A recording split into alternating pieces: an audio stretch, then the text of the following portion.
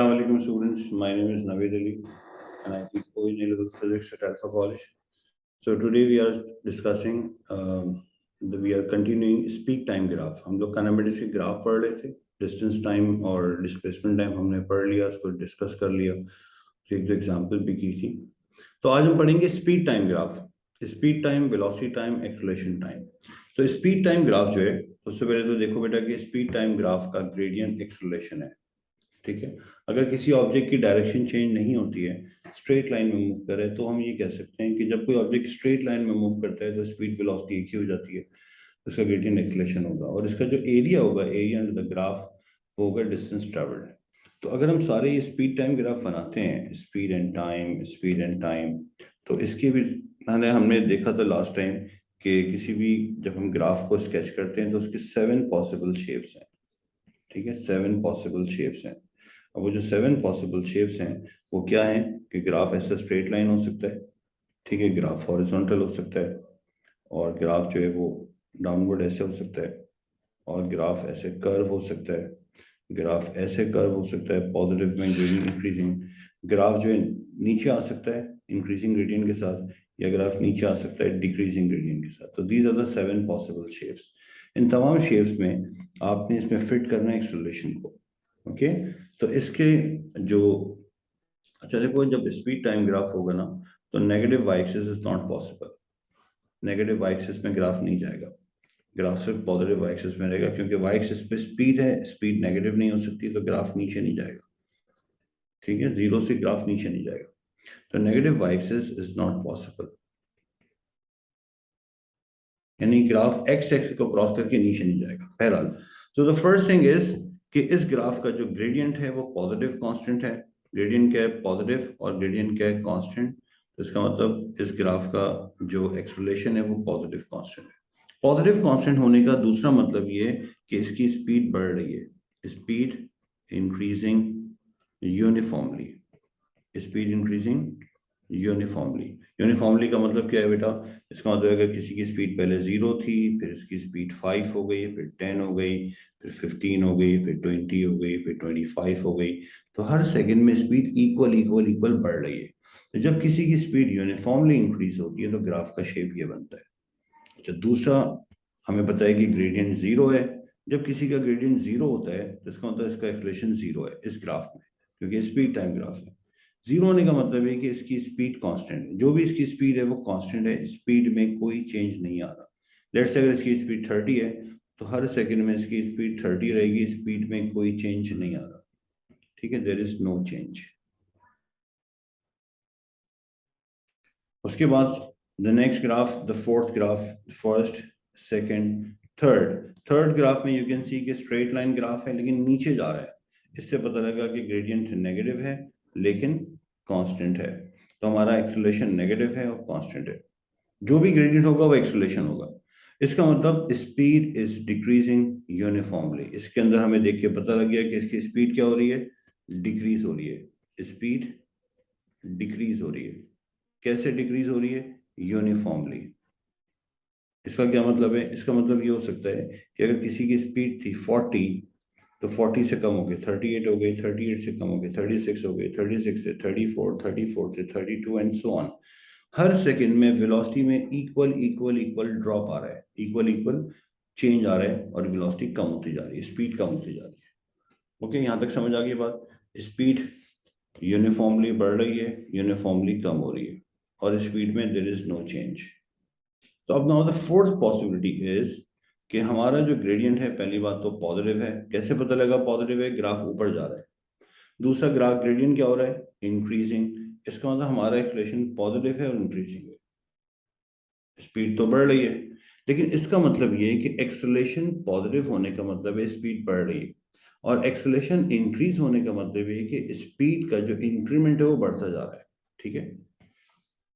क्या मतलब बेटा इसका? जैसे किसी की सैलरी थी 2,000 रुपये, $2,000 कर लेते हैं, चलो $2,000, उसका इंक्रीमेंट लगा $100 का, नेक्स्ट मंथ उसका इंक्रीमेंट लगा $200 का, नेक्स्ट मंथ उसका इंक्रीमेंट लगा $300 का। तो इसकी सैलरी बढ़ने की जो इंक्रीमेंट है वो बढ़ता जा रहा है।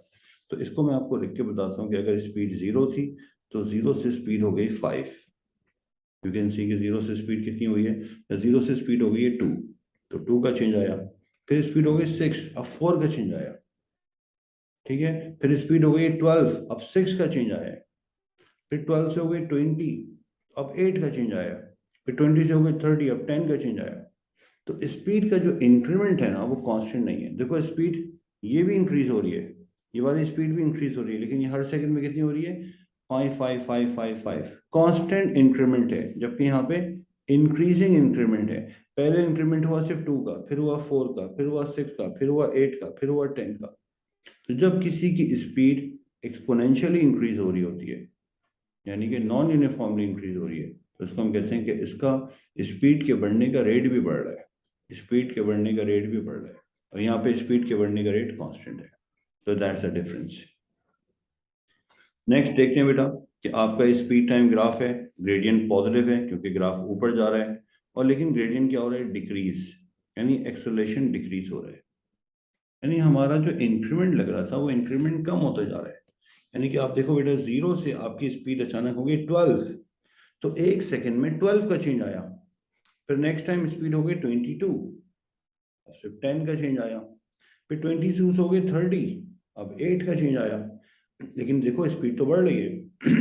फिर हो गई 36, तो 4 का चेंज आया, 6 का चेंज आया, फिर हो गई 40, तो 4 का चेंज आया, फिर 42, फिर 42, फिर 42, तो आगे जाके तो यू कैन सी कि स्पीड बढ़ना ही बंद हो गई है।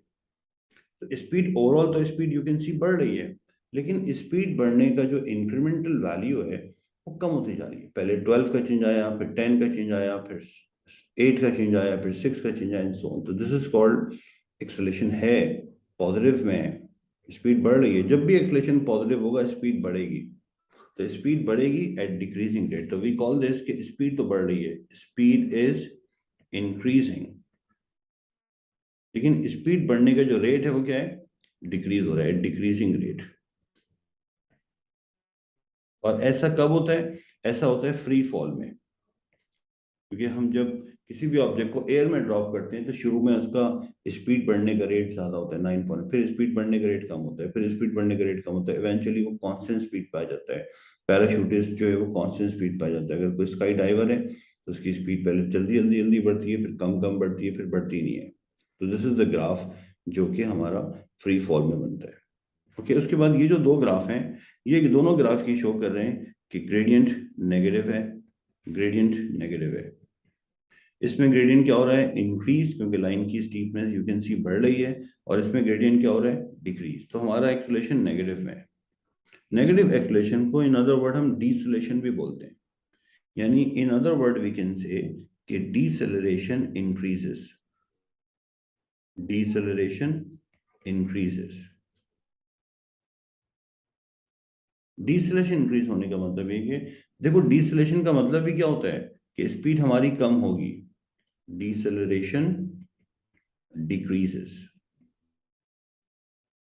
दोनों डीसेलेशन के केसेस हैं, दोनों में स्पीड कम होगी, ये तो बात कंफर्म है कि स्पीड कम होगी। लेकिन स्पीड कैसे कम होगी, यू कैन सी कि शुरू में स्पीड में लाइन की जो स्टीपनेस है वो कम है, बाद में लाइन की स्टीपनेस ज्यादा है, यानी शुरू में हमारा जो डिक्रीज होगा वो कम होगा। लेट से स्पीड 30 थी, 30 से हो गई 28, सिर्फ 2 का चेंज आया, स्पीड ड्रॉप हुई लेकिन सिर्फ बाई 2।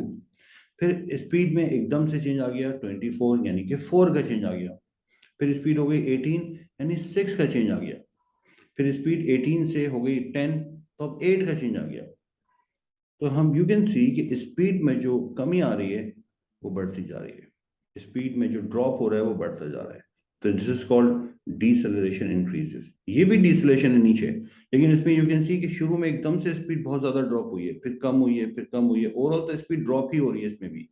लेकिन इसके अंदर क्या हो रहा है कि इसकी जो स्पीड है वो 30 से अचानक जो है लेट से 30 से 20 हो गई, स्पीड में 10 का ड्रॉप आया एक सेकंड में। फिर स्पीड जो है लेट से 12 हो गई, अब 8 का ड्रॉप आया। फिर 6 हो गई, तो अब 6 का ड्रॉप आया। फिर स्पीड 2 हो गई, तो इसका मतलब है स्पीड में अब 4 का ड्रॉप आया। स्पीड ये भी कम हो रही है, ये भी स्पीड कम हो रही है, ये भी स्पीड कम हो रही है, लेकिन दोनों की स्पीड के कम होने का जो रेट है वो अलग है। इसका रेट बढ़ रहा है, पहले 2, फिर 4, फिर 6, फिर 8, और इसका रेट कम हो रहा है, पहले 10 का चेंज आया, फिर 8 का चेंज आया, फिर 6 का चेंज आया, फिर 4 का चेंज आया। ठीक है।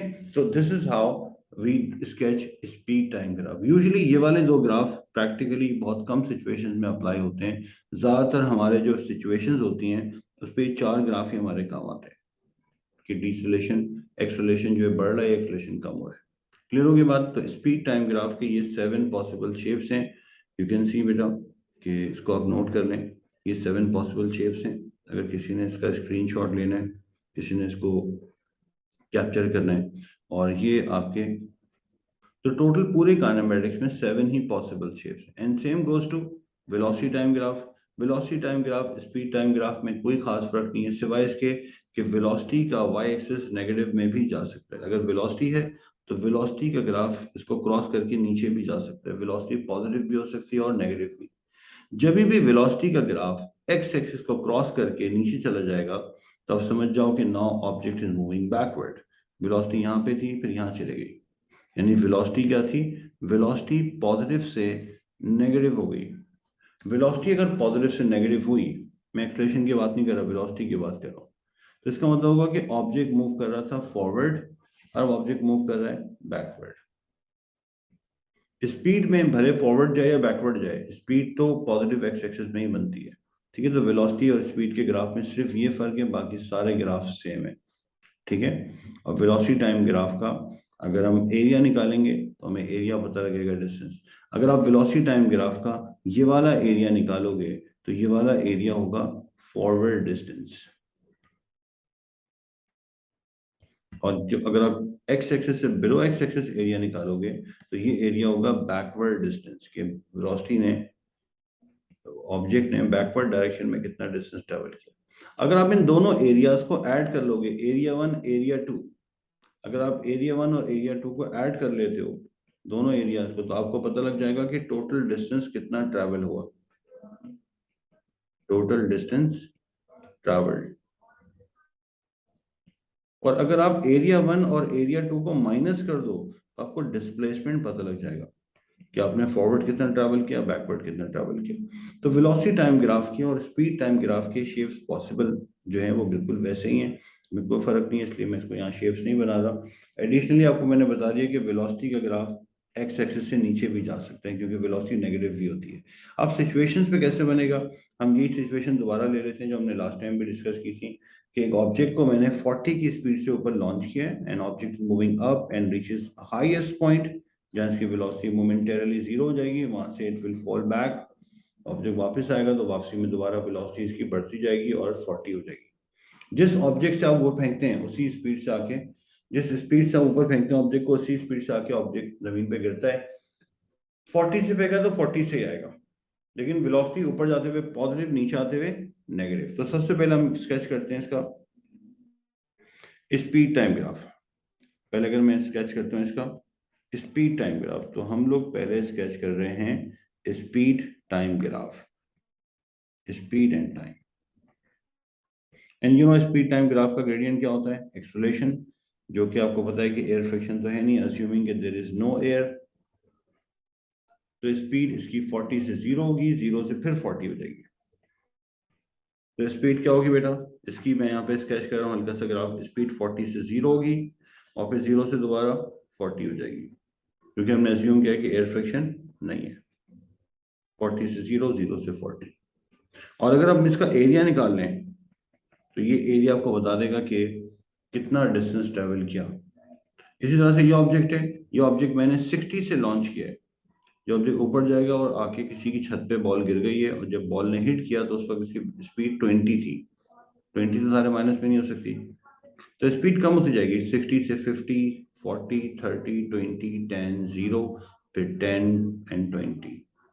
बॉल ने फॉरवर्ड डिस्टेंस ज्यादा ट्रैवल किया है, बैकवर्ड डिस्टेंस कम ट्रैवल किया है, तो इसकी जो स्पीड टाइम ग्राफ बनेगा इट लुक्स लाइक दिस, कि इसकी स्पीड 60 से 0 हुई और 0 से सिर्फ 20 हो गई। ऐसा ग्राफ बनेगा कि इसकी स्पीड 60 से 0 हो गई और 0 से सिर्फ कितनी हो गई, 20। और अगर हम इस ऑब्जेक्ट को देखें कि हमने फॉर एग्जांपल बिल्डिंग के टॉप से एक बॉल लॉन्च की जिसकी स्पीड कितनी है, 25, बॉल ऊपर गई है, स्पीड 0 हो गई, फिर बॉल नीचे आ रही है तो इसकी स्पीड 50 हो गई। यानी जब मैंने इसको लॉन्च किया था तो इसकी स्पीड थी 25, 25 से 0, और 0 से फिर इसकी स्पीड हो गई है 50। तो इसका ग्राफ जो बनेगा वैसे बनेगा। तो ये सारे स्पीड टाइम ग्राफ हैं, और speed time graph X axis को क्रॉस करके नीचे नहीं जा सकता। यही 3 सिचुएशंस पे अगर मैं ग्राफ बनाता हूँ, वेलोसिटी टाइम ग्राफ, अब हम बनाते हैं इसके वेलोसिटी टाइम ग्राफ। ये पहले से लिखा हुआ है वेलोसिटी, तो आपको पता है वेलोसिटी और टाइम का अगर ग्राफ बनाएंगे, एयर फ्रिक्शन नहीं है, वेलोसिटी टाइम ग्राफ। तो इन सिचुएशंस पे जो वेलोसिटी टाइम ग्राफ बनेगा, वेलोसिटी 40 से 0 होगी, 0 से दोबारा माइनस में 40 हो जाएगी, तो ग्राफ लुक लाइक दिस कि 40 से 0, 0 से फिर -40, तो ऐसा ग्राफ बनेगा velocity time graph. And you can see कि जब कोई ऑब्जेक्ट ऊपर जा रहा होता है तो इसका जो एक्सेलरेशन होगा -9.81। जब ऑब्जेक्ट वापस आ रहा होता है तो एक्सेलरेशन होता है -9.81, because throughout the motion acceleration of free fall is downward। तो वेलोसिटी टाइम ग्राफ आपको बिल्कुल क्लियर एविडेंस देगा कि इस ग्राफ का जो ग्रेडियंट है वो है -9.81, इस ग्राफ का जो ग्रेडियंट है वो है -9.81, इस ग्राफ का जो ग्रेडियंट है वो हर पॉइंट पे -9.81। इट्स अ क्लियर एविडेंस कि even when the velocity is 0, throughout the motion gradient is -9.81। तो दिस इज सिचुएशन नंबर 1। अब देखो बेटा, जो सिचुएशन 2 है, इसको हमने फेंका था 60 से, 60 से कहाँ तक चला गया था, 20 तक। तो 60 से 20 तक मुझे वेलोसिटी टाइम ग्राफ बनाना है। तो 60 से अगर मैं स्टार्ट करता हूँ, 60 से और 20 तक, ग्राफ लुक्स लाइक दिस। इसकी स्पीड 60 थी, फिर 0 हो गई, फिर 20 हो गई नेगेटिव में। और दूसरा जो ग्राफ है, इसमें स्पीड थी 25, 25 से 0 हुई और 0 से -50। तो हमने लॉन्च किया था तो स्पीड कितनी थी, 25।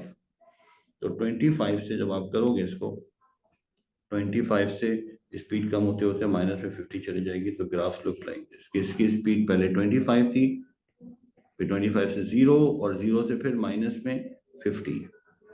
और इसके अंदर भी यू कैन सी कि through out the motion gradient is -9.81, through out the motion gradient is -9.81। Okay, तो ये हमारे स्पीड टाइम और वेलोसिटी टाइम ग्राफ्स हैं इन सिचुएशंस पे, ठीक है।